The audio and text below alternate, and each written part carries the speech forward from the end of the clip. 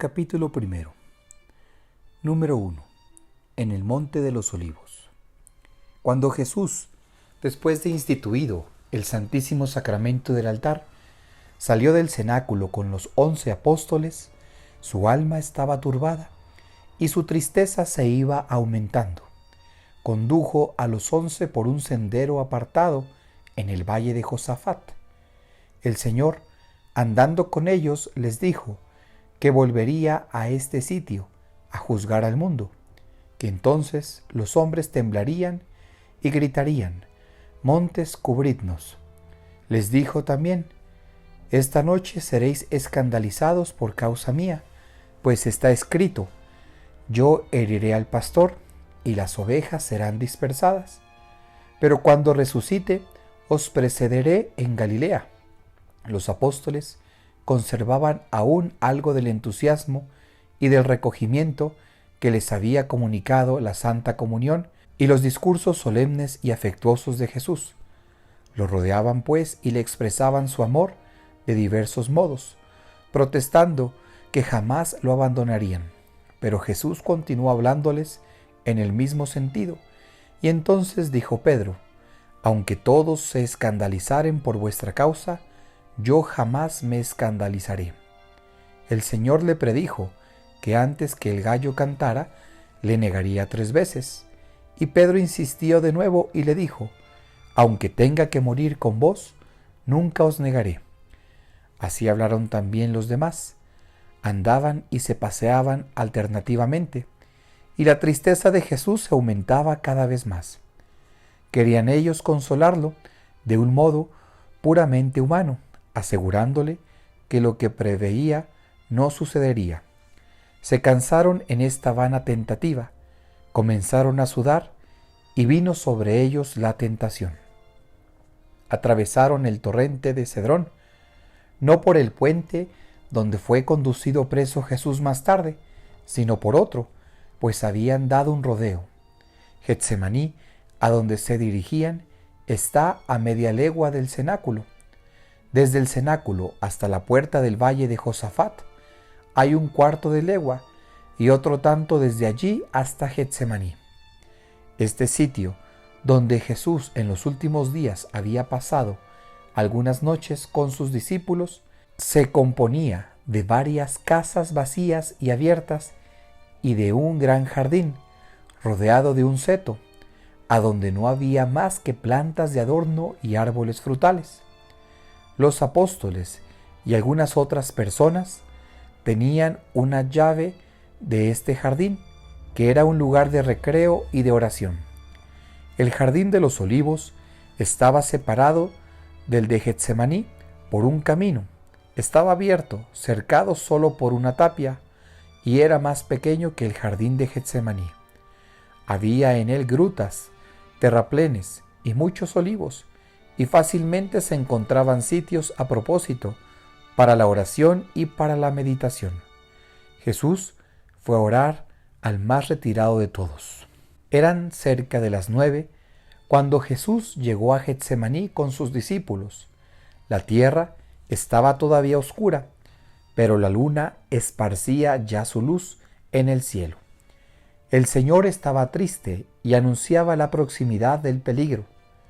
Los discípulos estaban sobrecogidos, y Jesús dijo a 8 de los que le acompañaban que se quedasen en el jardín de Getsemaní, mientras él iba a orar.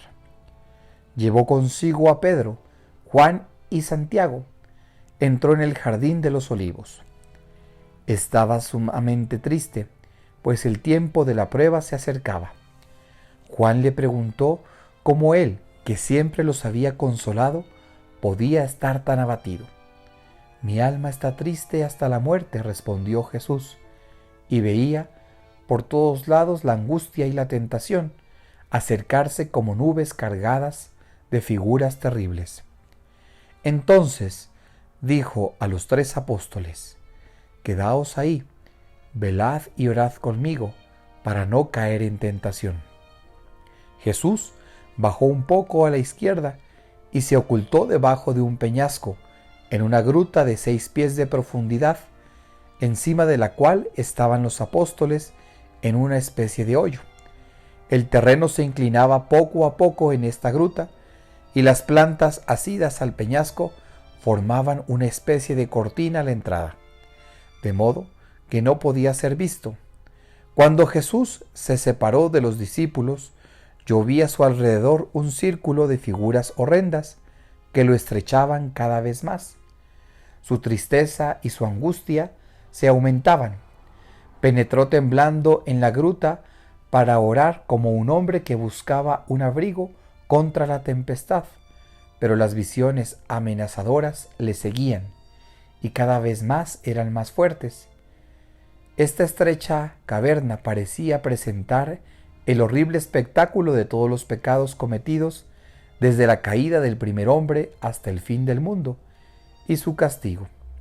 A este mismo sitio, al Monte de los Olivos, habían venido Adán y Eva, expulsados del paraíso, sobre una tierra ingrata. En esta misma gruta habían gemido y llorado. Me pareció que Jesús, al entregarse a la divina justicia en satisfacción de nuestros pecados, hacía volver su divinidad al seno de la Trinidad Santísima.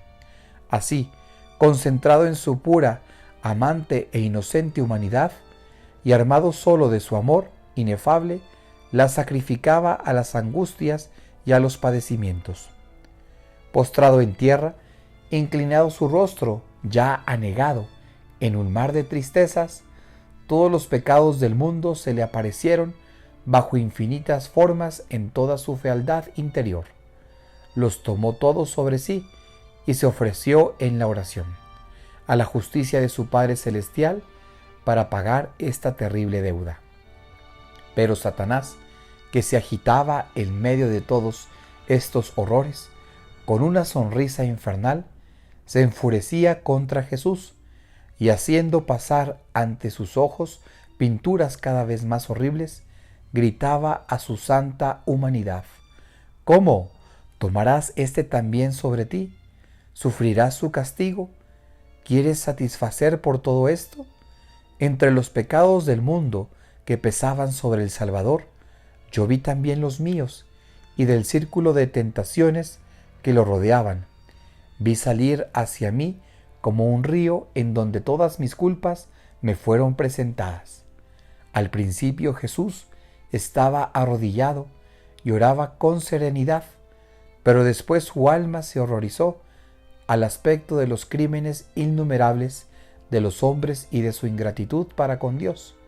Sintió un dolor tan vehemente que exclamó diciendo: Padre mío, todo os es posible, alejad de mí este cáliz. Después se recogió y dijo: que vuestra voluntad se haga y no la mía. Su voluntad era la de su Padre, pero abandonado por su amor a las debilidades de la humanidad, temblaba al aspecto de la muerte.